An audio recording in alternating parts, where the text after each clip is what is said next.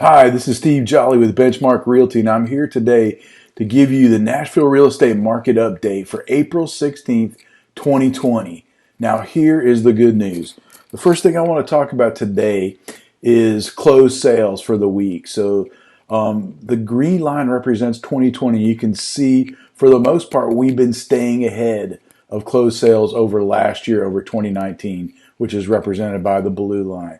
You do see somewhat of a difference in the very last week. But one of the things I want to remind you of is that closed sales don't always get entered into the MLS in a timely manner.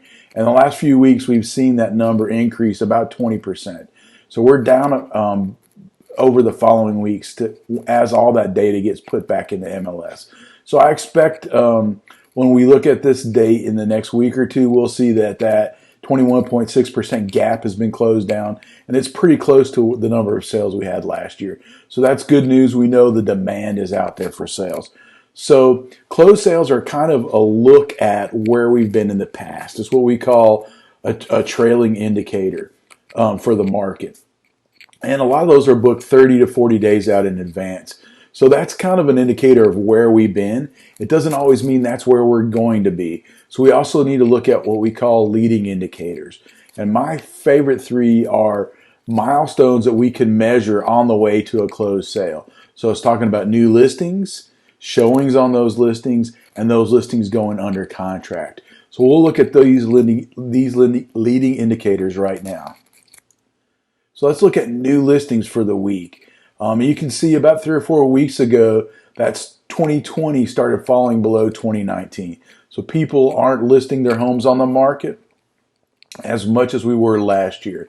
And considering the circumstances we're under, that makes a lot of sense because especially if you're living in the home, you probably don't want people that you don't know walking through your home. You don't know if they're asymptomatic. You don't know if they're sick. So the best thing to do is not to have people through your home. So I completely understand that.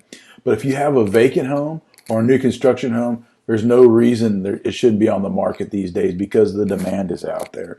So new listings are down 27.9%. That worries me a little bit, and we'll come back and talk about that in a second.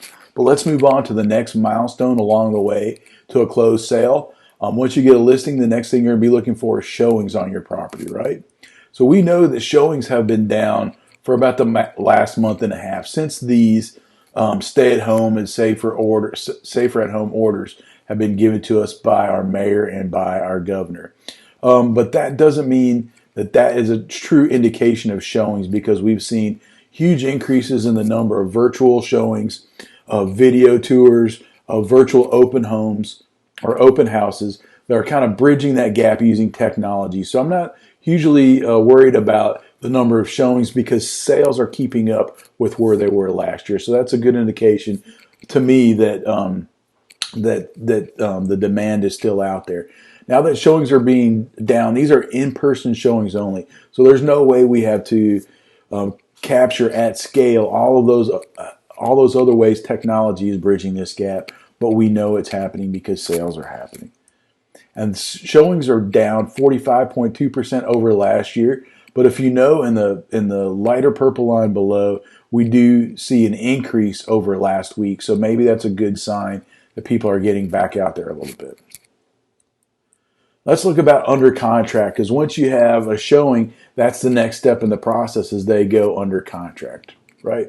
So these are homes that went under contract during that weekly period throughout the year. And so for the most part of 2020, the light green line, we've stayed above last year's numbers.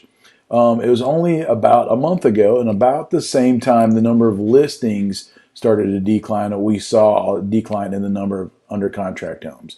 And those things are related. If there's less homes on the market for sale, there's fewer homes that can go under contract. So that is one thing that we need to be concerned about a little bit. And beyond the difference between last week and the last few weeks and last year has been around 20%. Specifically last week, it was about 18.6% fewer homes went under contract. Another thing that played in the last week was it was also Easter week, which might have an effect in it. But I would still expect that, that until we get more listings on the market, it's going to be hard to keep up with homes going under contract and homes getting closed sales.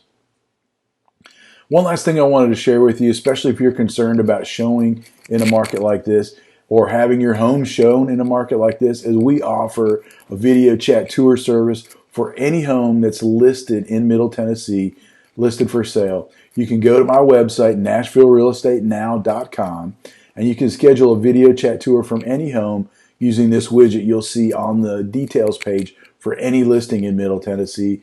You can set the time and date you'd like to go see it, and you can sit from the safety of your own couch, and I will answer your questions. I will show you the home, and I'll show you everything you want to see about the home, all the details. All you have to do is go to my website, or you can also text or call me at 615-257-9996. That's 615-257-9996. So I said earlier there was two things that were concerning to me. These are what we need to keep an eye on if you're keeping an eye on the Nashville market. So the first one I said was the number of new listings that are hitting the market every week. That's an important number because without those, it's hard to have sales. And secondly, it's the liquidity of the lending market. Now we're seeing some of the more unusual type loans, like the jumbo loans, some of the lower volume loans, the THDA loans, which are housing affordability loans. The market's getting tougher to make loans on those products. Right now, conventional is pretty easy. FHA is working, but the jumbo loans and some of the affordable housing loans like THDA we're seeing banks pull back on those. So that's going to also have an effect on the market. I think we'll be fine with conventional loans, but we'll have to see how the banks react and how they strategize to do what's best for their business in this economy. So if you have any questions, give me a call, 615-257-9996. You can text me at that number too. Thank you so much for tuning in. I look forward to your comments and questions. You can also leave them in the chat below. Otherwise, peace and love, y'all.